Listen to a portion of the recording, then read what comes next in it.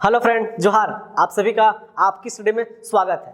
तो चलिए आज हम लोग है ना लेखक परिचय पढ़ने जा रहे हैं, जिसके अंतर्गत आज हम लोग जो पढ़ेंगे वो पढ़ेंगे दिनेश कुमार दिनमणि जी के बारे में। इसके पहले बहुत सारे लेखक परिचय हमने पढ़ चुका है, जिसमें ए.के. झा के बारे में हमने पढ़ चुका है, ठीक है, श्रीनिवास पांडु जी के बारे में पढ़ चुका है, ठीक है, गजाधर महतो के बारे में पढ़ चुका है और आपके स्टडी के प्लेलिस्ट में देख सकते हैं।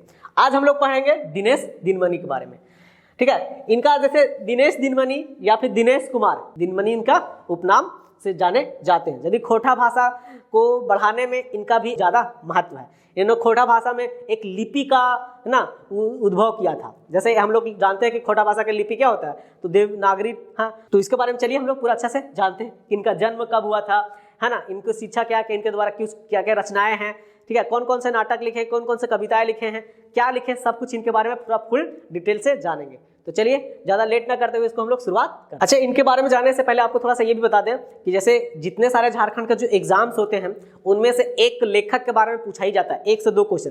तो आपको इनके बारे में 1 से 2 क्वेश्चन मिल सकता है। जैसे में इनका पूछा जाए कभी इनका जन्म क्या हुआ था या फिर इनके द्वारा रचनाएं कौन सी थी, तो ये सारा पूछा जा सकता है। इसलिए हम लोग लेखक परिचय जो पढ़ते हैं वो बहुत ही इंपॉर्टेंट हो जाता है ना, परीक्षा के नजरिए से बोले तो चलिए इनके बारे में जानते हैं। दिनेश कुमार दिनमणि, ठीक है, इनको दिनमणि के नाम से भी जाना जाता है, उपनाम। तो यही बोला कि नाम इनका क्या, दिनेश कुमार या फिर दिनेश दिनमणि, ठीक है, उपनाम क्या हो गया, दिनमणि के, ठीक है, इस तरह से।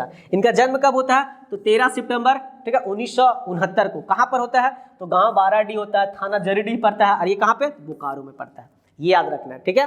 कब, 13 सितंबर 1969 को, याद रखना है, गांव बाराडीह, थाना जरीडीह, और ये कहाँ पड़ता है, बोकारो में हुआ था, ठीक है, याद रखें। इनके माताजी का नाम था श्रीमती फुल्लू देवी और पिताजी के नाम था महेश्वर महतो, जो कि एक ना सेवानिवृत्त शिक्षक थे। सेवानिवृत्त मतलब रिटायर्ड शिक्षक थे, यानी इनका बैकग्राउंड भी थोड़ा बहुत अच्छा ही था और लेखकों के कंपेयर में, क्योंकि सबके जानते थे कि इनका लेखक जो बचपन था वो अच्छा नहीं हुआ था। कोई किसान के बेटा है तो कोई किसी और का बेटा है, ठीक है, लेकिन इनका जो था बचपन वो थोड़ा सा अच्छा, क्योंकि इनके पिताजी क्या थे, शिक्षक थे, तो उनको इतना ज़्यादा समस्याओं का सामना नहीं करना पड़ा, ठीक है। लेकिन फिर भी इन्होंने अच्छा पढ़ाई लिखा किया और खोटा में इन्होंने आगे बढ़ाया, ठीक है। चलिए, तो देखिए जैसे कि उन्होंने बता चुके थे कि इनके पिताजी का माताजी पढ़ लिए थे, तो इनका पत्नी की भी जान लीजिए कि इन पत्नी का नाम होता है क्या थी, कमला देवी, ठीक है।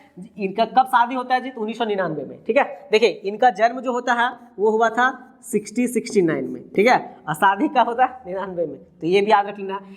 ये 1992 में याद रखना है, ठीक है। ये शिक्षा इनका जो हुआ था, कि इनका शिक्षा कब हुआ था, तो 1992 में ये स्नातक किए थे, ठीक है, स्नातक, ठीक है, और हिंदी ऑनर्स में, ठीक है, याद रखना कि हिंदी ऑनर्स में क्या किए थे, स्नातक किए थे, और एमए किए थे ये खोटा में, और प्रथम श्रेणी में द्वितीय। इसका मतलब हुआ कि ये जब ना पास किए थे तो टॉप तो किए थे, लेकिन टॉप में सेकेंड टॉपर थे। ये यूनिवर्सिटी में जैसे पास किए थे तो सेकेंड टॉप पर रहे थे, किसमें, खोटा विषय में। जबकि जब ये हिंदी में किए थे तो उसमें प्रथम श्रेणी में प्रथम थे, यानी ये क्या थे, यूनिवर्सिटी टॉपर थे अपने सब्जेक्ट में, यानी हिंदी में प्रथम में भी प्रथम आए थे, ठीक है। तो ये भी याद रख लीजिए इनके बारे में, ठीक है, ये था। फिर इन्होंने पीएचडी किया खोटा भाषा में भी शोधरत, ये कार्य कर ही रहे हैं, ये पीएचडी कर ही रहे हैं। अब आपको कमेंट बॉक्स में ये बताना है कि खोटा में पहले पीएचडी होल्डर कौन थे, यानी खोटा भाषा में सबसे पहला पीएचडी कौन किया था, ठीक है, क्योंकि मैंने पिछले जो पढ़ाया था लेखक परिचय उसमें आपको बताया था, ठीक है, कि पहले पीएचडी कौन थे, ठीक है, याद रखना।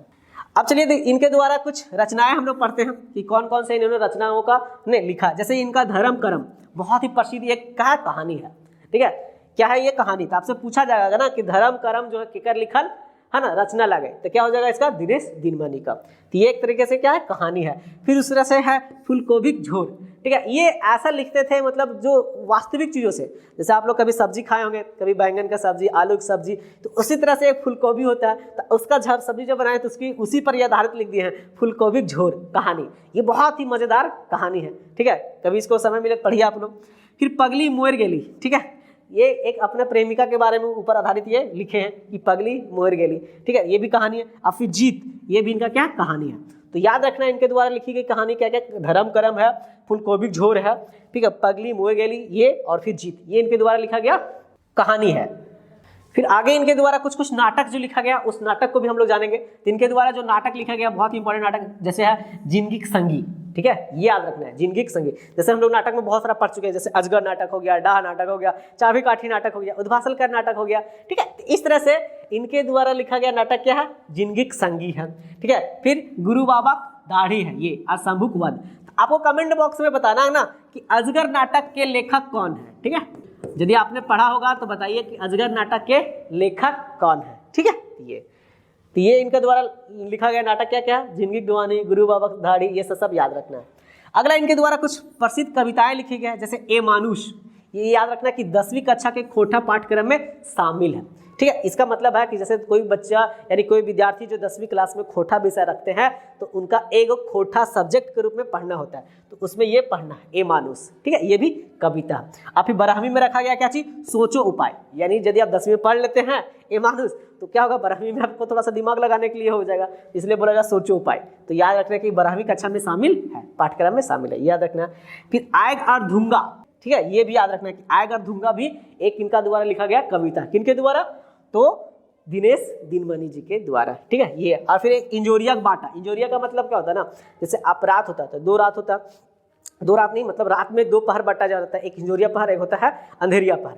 इंजोरिया में क्या होता है कि जब पूरा ना तारों का रोशनी या फिर चांद का रोशनी पूरा ना पृथ्वी पर पड़ते रहता है ना धरती पर, तो वो उस टाइप का इंजोरिया, तो वही इंजोरिया बाटा बोल रहा है। तो उस तरह से उन्होंने लिखने का प्रयास किया, तो ये इनके द्वारा कुछ लिखा गया प्रमुख कविताएं थे और ये नाटक। अच्छा, दिनेश दिनमणि एक ऐसे थे, जैसे इन्होंने नाटक तो लिखा ही लिखा, कविता लिखा, कहानी भी लिखा, लेकिन ये गीतकार भी थे, ये गीत भी लिखा करते थे, ठीक है। इनके गीत जो है वो रेडियो से प्रसारण हुआ करते थे और लोग सुनते भी हैं, ठीक है। तो उसी तरह से इनका देखिए गीत को है, वो गीत को कुछ कुछ जान लेते हैं हम लोग। जैसे इनके द्वारा गीत लिखा, छाती बिछे गेल हलो कुसुम बेड़ा के बोन, ठीक है, कि छाती बिछे है ना गेल हलो कुसुम बेड़ा के बोन, ये इनका कुछ गीत का लाइन है जो कभी कभी रेडियो पर भी प्रसारण हुआ करता था, कभी कभी आकाशवाणी पर भी ना प्रसारण किया करता था, तो यह भी रखना।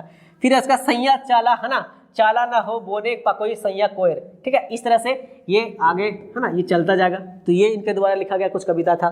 फिर एक मुठा सुरगुजा, ठीक है, ये याद रखना कि एक मुठा सुरगुजा ये भी था। और फिर माधा लड़के माटी के, तो ये इस तरह से है ना माथा, ठीक है, ये था माथा, ठीक है, माथा लड़के माटी के, तो इस तरह से इनके द्वारा लिखा गया कुछ है ना, ये क्या था, गीत है।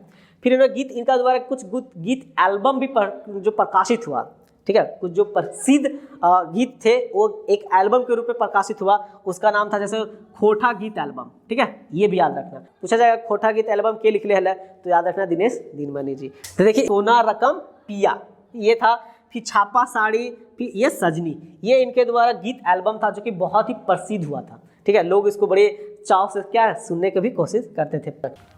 आगे देखिए इनके द्वारा कुछ प्रकाशित किताब पढ़ेंगे हम लोग, ठीक है, इनके द्वारा कौन कौन प्रकाशित किताब लिखा गया था।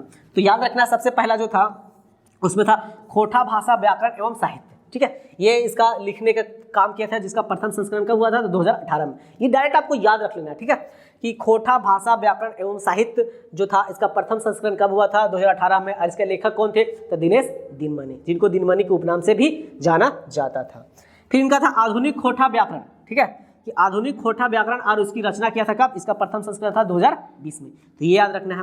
फिर एक टोटल खोटा था जिसमें इन्होंने ना सब कुछ इसमें डाला है, व्याकरण भी डाला है, ठीक है, और जितने सारे हमारे पाठ्यक्रम के जो कहानी है सो नाटक है सो कविताओं का संक्षेप में इन्हें सम्मिलित किया, तो याद रखना है ना। जिसका प्रथम संस्करण 2020 में हुआ था और इसका दूसरे संस्करण का हुआ था तो 2022 में, तो ये याद रखना है कि इनके द्वारा महत्वपूर्ण ये क्या था, प्रकाशित किताब थे, ठीक है। खोटा भाषा व्याकरण एवं साहित्य, आधुनिक खोटा व्याकरण और रचना, ठीक है, टोटल खोटा भाषा व्याकरण एवं साहित्य, ये सारा कुछ इनके द्वारा लिखा गया था। और अंत में देखिए इनका सम्मान भी कुछ कुछ मिला था, कब मिला था, तो 2011 में इनको खोटा रत्न मिलता है, ठीक है, याद रखना है।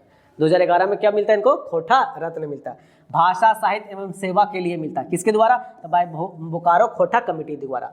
अब याद रखना है आपको ना कि पहली बार खोटा रत्न कब दिया गया था, ठीक है, तो ये डाटा आपको डायरेक्ट याद रखना है 1993 में, ठीक है। इसमें बहुत सारे कवियों को मतलब लेखकों को दिया गया था, जिसमें से सुकुमार भी थे, ठीक है, याद रखना है कि सुकुमार जो डाह नाटक के लेखक हैं, ठीक है, फिर BN होदार भी थे और सारा बहुत सारे है ना, उस सब लेखकों को पहली बार खोटा रत्न दिया गया था कब, 1993 में। जिस तरह से भारत रत्न दिया जाता है, ठीक है, उसी तरह से है ना खोटा रत्न दिया जाता है, जो खोटा भाषा में कुछ अच्छे करते हैं, खोटा साहित्य में कुछ अच्छे करते हैं, ठीक है ना, रचना करते हैं, उनके लिए उनको योगदान के लिए ये दिया जाता है, ठीक है, तो ये याद रखना है। किसके द्वारा दिया जाता है, तो हमेशा याद रखना है कि बोकारो खोटा कमेटी के द्वारा दिया जाता है। ये कभी अभी आपसे क्वेश्चन पूछा जा सकता है, ठीक है, कि खोटा रत्न कौन कमेटी के द्वारा देवल जा है, तो याद रखना कि बोकारो खोटा कमेटी के द्वारा दिया जाता है। अच्छा, संप्रीति याद रखना कि ये आरटीसी जो थे, है ना, या जो कॉलेज है और माझी में, ठीक है, वहाँ पे इन्होंने खोटा एवं हिंदी विषयों को क्या किया, पढ़ाने का काम किया है, ठीक है। उसके बाद जनजातीय एवं क्षेत्रीय भाषा विभाग में रांची जो विश्वविद्यालय में सहायक ये क्या रहे, प्राध्यापक रहे अनुबंध के रूप में। अनुबंध के रूप में होता है ना, टेम्पोररी बेसिस पे, है ना, वो परमानेंट नहीं रहते हैं, लेकिन उसको कुछ मानदेय वगैरह दे करके, पैसा वैसा दे करके उनको रखा जाता है, तो ये याद रखना है। इनके बारे में एक महत्वपूर्ण याद रखना है ये कि जैसा कि इन्होंने खोटा भाषा में इन एक लिपि को बनाने का प्रयास किया था, ठीक है, कि खोटा भाषा में, इसलिए ये जानना चाहते हैं कि खोटा भाषा में एक अलग लिपि का, है ना, इन्होंने क्या क्या शोध किया था, रिसर्च किया था, अनुसंधान किया और उन्हें बताने का प्रयास किया था। तो ये था इनके द्वारा, ठीक है। तो आप कमेंट में बॉक्स में बताइए, ठीक है, इनके द्वारा लिखा गया। तो अंत में आपको एक क्वेश्चन है, बताना आपको कि आप लोग जरूर बताइए कि फुलकोबिक झोर दिनेश दिनमणि के द्वारा लिखा गया कैसा रचना है। ये नाटक है, कविता है, कहानी है, या इनमें से कोई नहीं, क्या है, आपको कमेंट बॉक्स में बताना है, ठीक। तो ये था इनके द्वारा एक जीवन परिचय संक्षेप में। मैं आशा करता हूँ कि आपको अच्छा लगा होगा। अच्छा लगा होगा तो आप इसे लाइक करें, सब्सक्राइब करें, अपने दोस्तों के साथ शेयर करें, ठीक है। धन्यवाद।